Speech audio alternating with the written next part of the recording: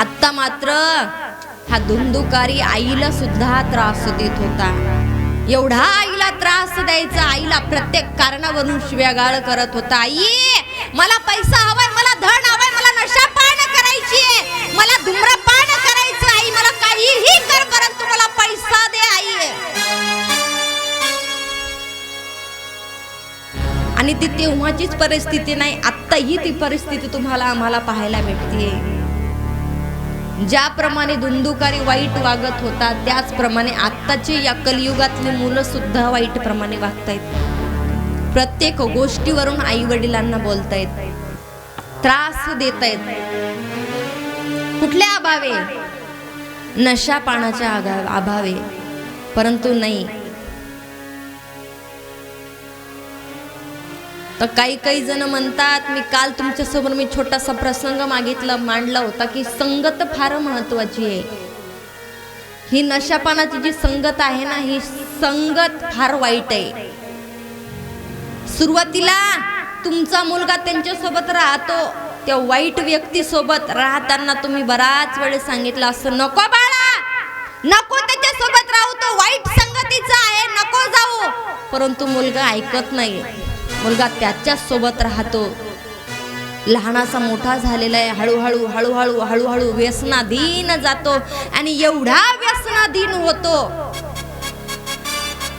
तो दिवस उजाडला आणि उजाडल्याच्या नंतर तो मुलगा मदिरा पान करून घरामध्ये आलेला आहे, नशा पान करून घरामध्ये आलेला आहे. आई वडील समोर बसलेले आहेत, वयस्कर झालेले आहेत, म्हातारे झालेले आहेत.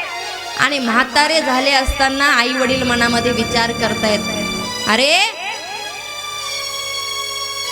आता जर आम्ही जर या मुलाला जर कुठल्या गोष्टीचं वाईट वाक्य जर बोललो, का तो धूम्रपान केलाय, का तो नशापान केलाय, तर हा मुलगा आमच्याशी बोलणार नाही. आणि असतात काही असे बरेचसे मुलं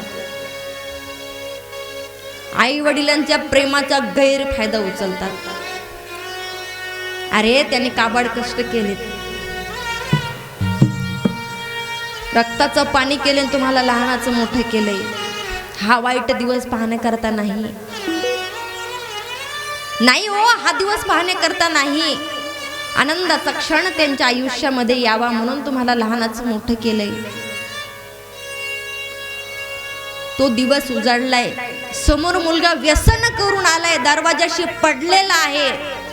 आई वडील समोर जातात, कुठल्याही गोष्टीचं कुठलाही शब्द बोलत नाहीत. का?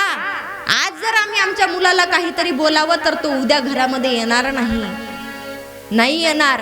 म्हणून आई वडील काहीही बोलत नाही, त्या मुलाला उचलतात, घरामध्ये नेतात, त्याला खाऊ घालतात, त्याला पिऊ घालतात आणि त्याला झोपी घालतात. दुसरा दिवस उजाडला आणि दुसरा दिवस उजाडल्याच्या नंतर आत्ता मात्र या मुलाच्या मनामध्ये प्रश्न पडलाय, अरे मी काल फार नशापान करून आलो, मदिरा पान करून आलेलो आहो, आणि आलो असताना माझ्या आई वडिलांनी मला कुठल्याही प्रकारचं काहीच बोलले नाही. मी ना आजपासून व्यसन करणार नाही. मनामध्ये ठाम विचार केलाय. मुलगा सुद्धा घराच्या बाहेर पडलाय, परंतु संगत अशी आहे, संगत असली ना त्या संगतीमध्ये तो व्यक्ती जातो आणि गेल्याच्या नंतर सहजासहजी बाहेर पडत नाही. जावं आणि बाहेर गेल्याच्या नंतर परत तोच मित्र भेटलाय, अरे चल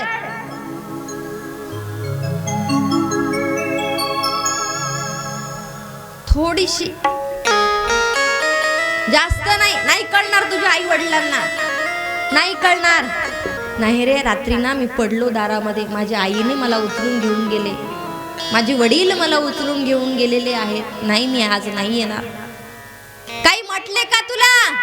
काहीच नाही बोलले, काही गरज नाही, चल. गेले दोघ जण आणि गेल्याच्या नंतर परत नशा पान करून आलेले आहेत. आता मात्र त्या आई वडिलांनी काय करावं? ह्या गोष्टी करता तुम्हाला लहानाचं मोठं केले त्यांनी नाही. नशापान करणं फार वाईट आहे. आत्ताची परिस्थिती आहे सध्या, असे बरेचसे काही मुलं आहेत ते रस्त्यावरती दारू पिऊन पडलेले असतात. आता आम्हाला सवय, अर्ध्याला रात्री आम्ही घरी जातो, बरेचसे वेळेस असे पडलेले दिसतात रस्त्याने. विचार करावा मनामध्ये, या आईवडिलांची काय परिस्थिती असेल, या मुलांच्या आईवडिलांची काय परिस्थिती असेल, काय करत असतील, काय मनामध्ये विचार करत असतील. परंतु नाही, ते त्याच धुंदीमध्ये असतात. आणि मी सांगेल, एकदा का व्यक्ती नशेच्या अभावी गेला, प्राण जाईल परंतु त्या व्यक्तीची नशा जाणार नाही. मला आलं ना, सुंदर नरदेह नशापान करण्यासाठी नाहीये. आई वडील दोघंही त्रासानं त्रासून गेलेले आहेत. त्या मुलाच्या दररोज दारू पिऊन येतोय, मना घरामध्ये धिंगाणा करतोय. सुरुवातीला काही म्हटले नाही, आता मात्र त्रास होतोय. आई वडिलांनी विचार करावा आणि विचार केल्याच्या नंतर मनामध्ये म्हणतायत, ह्याचं जर आपण लग्न लावून दिलं तर हा सुंदर संसार करेल, गुंतेल संसारामध्ये. आई वडिलांनी मुलाचं लग्न लावून दिलेलं आहे, परंतु हात जोडून सांगेन माय बाप हो मी, असा मुलगा जर आपला वागत असेल ना, तर नका त्याचं लग्न करू, नका करू त्याचं लग्न. का? एकतर तो स्वतःचं आयुष्य बर्बाद करतोय, आई वडिलांचंही आयुष्य बर्बाद करतोय, त्या तिसऱ्या मुलीचं नका आयुष्य बर्बाद करू. काय गॅरंटी त्याच्या नंतर तो सुधारेल म्हणून? काही गॅरंटी नाहीये. असं जर मुलगा जर तुमचा वागत असेल तर नका करू लग्न त्यांचं. मी या गोष्टीवर ठाम आहे माझ्या बापावर. आणखी एक जीव त्या कारणास तुम्ही घालताय, नका करू. आई वडिलांनी मुलाचं लग्न दिले लावून, आणि लग्न लावून दिल्याच्या नंतर आता मात्र हा मुलगा सुरुवातीला चांगला राहिलाय, सुंदर संसार करतोय, संसार त्या स्त्री सोबत करतोय. छोटे छोटे मुलं ही जन्माला आलेत, आणि मुलं जन्माला आल्याच्या नंतर संगत आहे, वाईट संगत नाही जात. मी सांगितले तुम्हाला, प्राण जाईल परंतु नशा पान जाणार नाही. परत त्या व्यसनाधीन तो मुलगा गेलेला आहे. आणि गेल्याच्या नंतर आता मात्र ते छोटे छोटे घरामध्ये मुलं आहेत, ती पत्नी आहे आणि ती आई वडील दोघंही घरामध्ये राहत आहेत. ऐका तुम्ही, एका व्यक्तीमुळे किती लोकांना त्रास होतोय, बरेचसे जणांना त्रास होतोय. शेजाऱ्या पाजाऱ्याचं तर सोडूनच द्या, त्याचा तर विचारच करू नका तुम्ही. आई वडिलांना त्रास आहे, मुलाबाळांना त्रास आहे, पत्नीला त्रास आहे, परंतु आई वडील किती दिवस पुरणार? आई वडील निघून गेले, आता मात्र घरामध्ये 3 जण आहेत, 2 मुलं 1 पत्नी आणि हा पती. याच तर दिवसभर मदिरा पान केलेला, दारू पिऊन कुठेही लोळत होता, परंतु घरामध्ये आता 1 फुटी कवडी सुद्धा राहिलेली नाहीये. दारू पिऊन यायचा, घरामध्ये आल्याच्या नंतर पत्नीला त्रास द्यायचा, एवढा त्रास अक्षरशः पत्नीला तो मारतही होता, त्या मुला बाळांनाही मारत होता. आणि त्या अवस्थेमध्ये ऐका, जोपर्यंत घरामध्ये पती मारतोय तोपर्यंत पत्नी बाहेर कोणाला सांगत नाही. आणि ती करी पतिव्रता आहे, त्रास सहन करते त्या व्यक्तीचा, नाही सहन करायचा. परंतु तिच्यावरती संस्कार असे असतात, आई वडिलांनी सांगितलेलं असते, बाई तुझं लग्न दिले लावून, आता परत माहेरी यायचं नाही, आली तर तुझी प्रेत यात्राच येईल, नाही येणार. सांगून ठेवलेलं आहे मुलीला. मुलीचे संस्कार तसे आहेत. मुली पतीने जेवढा काही त्रास दिला सर्व काही सहन करत होती, आता मात्र त्रास एवढा वाढलेला आहे, घरामध्ये तर पती मारतोय, परंतु चौकामध्ये नेत होता आणि चौकामध्ये नेऊन त्या पत्नीला मारायला सुरुवात केली. पत्नी मनामध्ये विचार करते, अरे छोटी छोटी मुलं आहेत, मी स्वतः कष्ट करते, शेतामध्ये जाते, लहान लहान लेकरांना, माझ्या मुलांना लहानाचं मोठं करते, ह्याचं तर कुठल्या गोष्टीचा आधार नाहीच आहे, परंतु जेवढं काही थोडस जमा होते माझ्याकडं तो हा दारू पिण्याकरता घेऊन जातोय, काहीही माझ्याकडे राहू देत नाही. आतापर्यंत याने घरामध्ये मारलं, मी कुठल्याही प्रकारचा विचार केला नाही, परंतु आता मला 4 चौघामध्ये नेऊन मारतोय.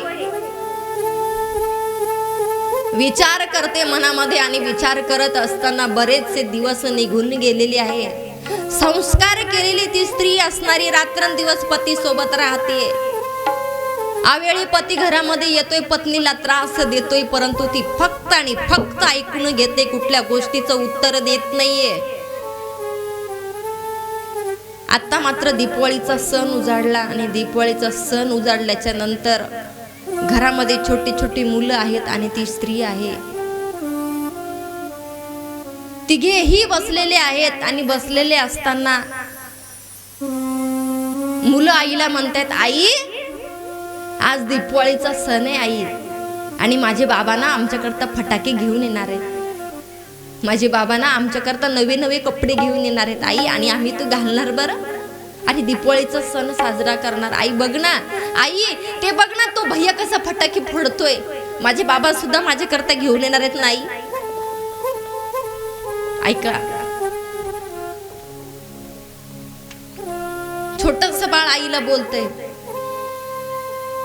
आई सुद्धा मान हलवते, हो बाळा येणार आहे, तुझे बाबा घेऊन येणार आहे तुझ्याकरता नवे ड्रेस, तुझ्याकरता खाण्याकरता फळं घेऊन येणार आहेत, तुला फटाके घेऊन येणार आहेत, सुरसुर्या सगळं काही घेऊन येणार आहेत. हो बाळा, हो बाळा. आणि ते चालू असताना आत्ता मात्र रात्रीचे 11 वाजले. मुलं जागे आहेत, बापाची वाट पाहतायत, कधी आमचे बाबा घरामध्ये येतील आणि आल्याच्या नंतर आम्हाला फटाके देतील, आम्हाला नवे नवे कपडे देतील दीपावलीच्या सणाला घालण्याकरता.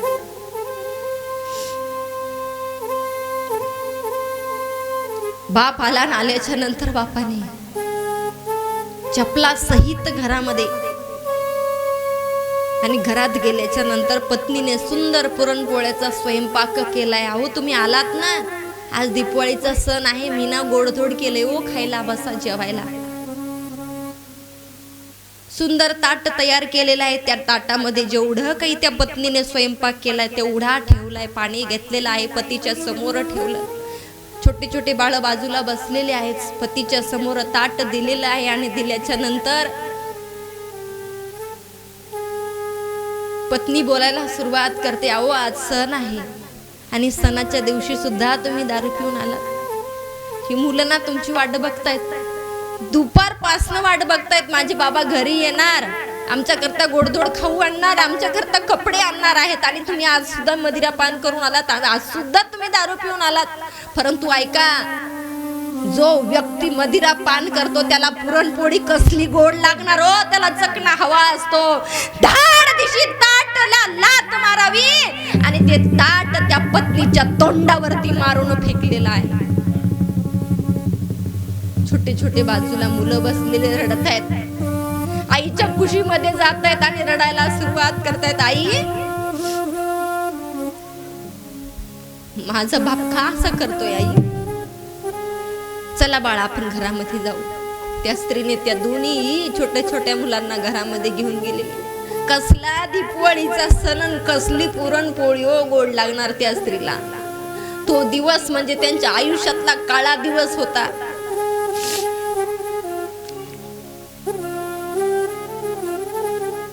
त्या स्त्रीने ते छोटे छोटे मुलांना घरात घेऊन गेली, आणि घरात घेऊन गेल्याच्या नंतर सांगते मुलांना, नका विचार करू त्या गोष्टीचा, तुम्ही जेवून घ्या. ते छोटे छोटे मुलं आहेत, त्या स्त्रीने दोघांनाही जेव घातलेला आहे, स्वतः उपवाशी आहे. दुपारपासून पती करता पुरणपोळीचा स्वयंपाक करते. रात्रीचे 12 वाजलेले आहेत. जसा आलाय तसा तो पती पडलेला आहे जाग्यावरती दारू पिऊन. स्वतः तर नाही जेवला, परंतु पत्नीलाही जेवू दिलं नाही, मुलाबाळांना सुद्धा जेवू दिलेलं नाही. आणि ते अवस्थेमध्ये स्त्री घरामध्ये जाते, छोट्या छोट्या मुलांना झोपी घालते आणि मनामध्ये विचार करते, अरे मी या व्यक्तीसाठी छोट्या छोट्या मुलांना लहानाचं मोठं करते, याला या गोष्टीची जाणीव नाहीये. मला घरामध्ये मारत होता तोपर्यंत मी माझा शब्द मुखातून काढला नाही, मला तर आता चौकामध्ये नेऊन मारतोय. आता तर हा घरामध्ये जेवायला सुद्धा तयार नाहीये. आणि ऐका, त्या स्त्रीने त्या क्षणाला हातामध्ये विषाची बॉटल घ्यावी आणि स्वतःला संपवून टाकावं. ऐका, हात जोडून विनंती माय बाप तुम्हाला, मगाही सांगितलं तुम्हाला, आता परत सांगते, त्या स्त्रीने त्या लेकरांचा विचार जर केला असता तर आज ती स्त्री जिवंत असती. फक्त आणि फक्त पतीचा तिने विचार केलाय. आजही ती मुलं आहेत, आजही ती मुलं लहानाचे मोठे होत आहेत. पत्नीने तर देहत्याग केलाय, मरून गेली, ती नाही राहिली, आत्महत्या केली तिने.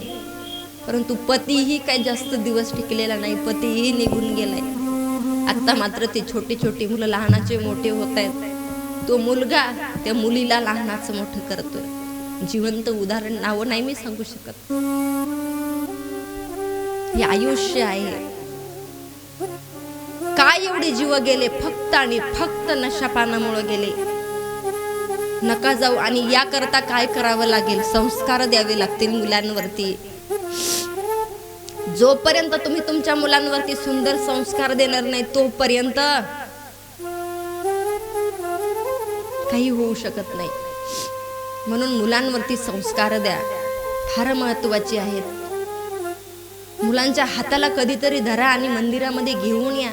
त्यांना देव दाखवा. हा देव आहे, हा हनुमंतराय आहे, हे जागरूक देवस्थान आहे, हे प्रभू रामचंद्रजीचे भक्त आहेत आणि अहोरात्र त्यांनी प्रभू रामचंद्रजींची सेवा केलेली आहे.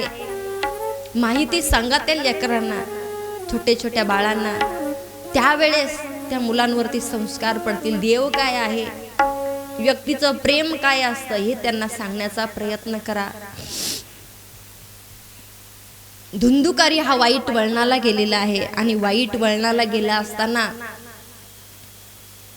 आईला त्रास देतोय. आता मात्र एक दिवस असा उजाडला, दिवस उजाडल्याच्या नंतर त्या धुंदुकारीने आईला पैशासाठी धो धो धो धो मारलेला आहे. आई पैसा दे, मला धन दे, मला मदिरापान करायची. आई आई कुठून देणार? नव्हतं आईकडं काही आहे. त्याच वेळेला त्या धुंदुकारीने त्या आईचा प्राण घेतलेला आहे. आईची हत्या करून टाकली त्याने. आणि होतं असं, जो व्यक्ती नशापानाच्या आधारे जातो तो व्यक्ती असाही वागतो. मारलो आईला, आईचा प्राण घेतला. आता मात्र वाईट स्त्रियांसोबत राहतोय, वेश्यांसोबत राहतोय. राहत असताना त्या स्त्रियांना घरामध्ये सुद्धा घेऊन येतोय. जोपर्यंत धन होतं तोपर्यंत त्या स्त्रिया त्यांच्या सोबत राहतात. आता मात्र धन संपलं आणि धन संपल्याच्या नंतर त्या स्त्रियांनी सांगावं, जा राजा आहे, राजाकडं खूप धन आहे, त्यांच्याकडलं धन चोरून आण. आता मात्र या धुंदुकारीने धन चोरून आणलंय आणि आणल्याच्या नंतर सर्वजण खातायत, पितायत, छान राहतायत. ह्या ज्या वाईट स्त्रिया होत्या यांनी मनामध्ये विचार केलाय, हे धन यांनी चोरून आणले आणि हे जर राजाला कळालं तर राजा इथे येईल आणि सर्वांना पकडून नेईल. मनामध्ये विचार करतायत आणि विचार करत असताना आता मात्र यांनी एक ठाम निर्णय घेतला. निर्णय असा घेतला की आता यालाच संपवायचंय. खूप सारी मदिरापान त्याला करून घातलेली आहे. त्याला स्वतःच्या पायावर उभं सुद्धा राहता येत नाही, एवढी मदिरापान केलेली आहे आणि धूम्रपान केलेलं आहे. याच ठिकाणी त्या स्त्रिया त्यांना बरंच मारण्याचा प्रयत्न करतायत परंतु प्राण सोडत नाही. अहो, वाईट मार्गाला गेलेला व्यक्ती सहजासहजी संपतच नाहीये, परंतु एवढा त्रास दिला, एवढा त्रास दिला, शेवटच्या क्षणाला त्या स्त्रियांनी त्याच्या मुखामध्ये लाल बुंद झालेले कोळशे मुखामध्ये टाकले. आता मात्र धुंदुकारीचा प्राण निघून गेलेला आहे. प्राण निघून गेल्याच्या नंतर ज्या वाड्यामध्ये तो राहत होता त्या वाड्यामध्ये त्याला एक योनी प्राप्त झाली. ती भूत पिशाची योनी प्राप्त झालेली आहे आणि त्या भूत पिशाची योनीमध्ये तो धुंदुकारी त्या वाड्यामध्ये राहतोय. गोकर्ण जे आलेले आहेत वनामधून शिक्षण घेऊन आणि शिक्षण घेऊन आल्याच्या नंतर घरामध्ये येत आहेत. रात्रीचा मुक्काम केलाय. आजूबाजूचे सर्व लोकांनी सांगितले की बाळा असं नसं झाले आणि असतं सांगतच असतात लोक, घरामध्ये काय झालंय हे सगळं काही सांगत असतात. रात्रीची वेळ आहे आणि त्या रात्रीच्या वेळेला हा धुंदुकारी ओरडत होता, आरडत होता, पिशाच योनीला गेलेला आहे. आणि त्या अवस्थेमध्ये गोकर्णजी झोपलेले असताना कानामध्ये ते आवाज येत आहेत, पडतायत. आणि ते आवाज येत असताना गोकर्णजी मनामध्ये विचार करत आहेत, अरे हा कोणाचा आवाज आहे, विचार करतायत. आणि विचार करत असताना आत्ता मात्र सकाळ झाली, रात्र त्याच्यामध्ये गेली. सकाळ उजडल्याच्या नंतर नारदजीकडे जातात, सूर्यनारायणाकडे जातात. आणि सूर्यनारायणाकडे गेल्याच्या नंतर म्हणतात, वंदन करून बोलायला सुरुवात करतात. वाड्यामध्ये आवाज येत होता, भूत पिशाच योनीचा आवाज येत होता. काय त्याचं कारण नारदजीने सांगावं. तुझा भाऊ आहे धुंदुकारी, तो पिशाच योनीला गेलेला आहे. मग त्याकरता काय करावं लागेल, तर सप्ताह पारायण करावं लागेल. तर गोकर्णजीने घरामध्ये सप्ताह पारायण ठेवलेलं आहे.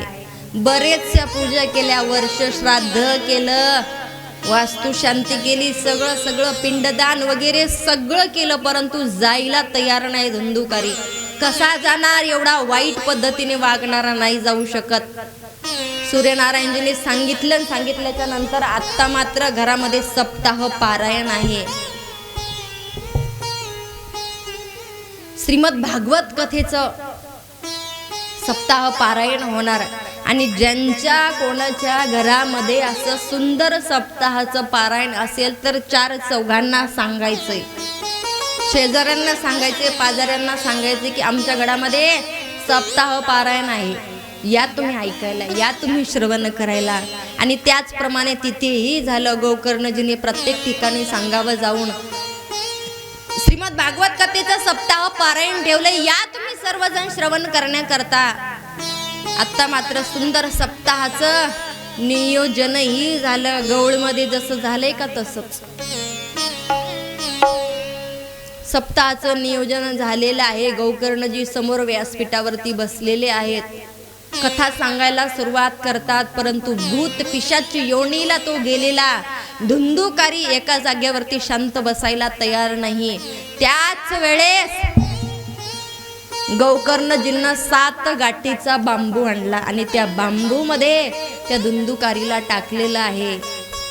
एक दिवस झाला की एक गाठ, दुसरा दिवस झाला की दुसरी गाठ, तिसरा दिवस झाला की तिसरी गाठ, अशा 7 दिवसाच्या 7ही गाठी तुटल्या आणि तुटल्याच्या नंतर आत्ता मात्र धुंदुकारी भगवान परमात्म्याच्या विमानामध्ये बसून सुद्धा निघाला, वैकुंठाला गेलेला आहे. आता प्रत्येक जण समोर बसलेला आहे. तुम्ही आता सर्वजण कथा श्रवण करत आहे. कथा श्रवण करत असताना भगवान परमात्म्याने स्वतः विमान घेऊन यावं आणि विमान घेऊन आल्याच्या नंतर फक्त एका व्यक्तीला त्याच्यामध्ये बसवावं आणि वैकुंठाला घेऊन जावं. फक्त एका.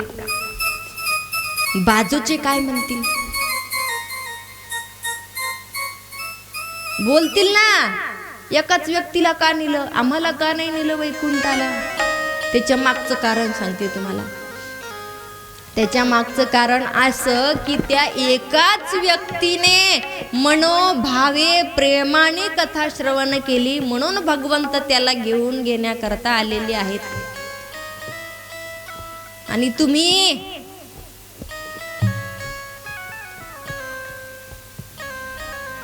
घराला कुलूप लावले का, दरवाजा लावलाय का, चपला कुठं सोड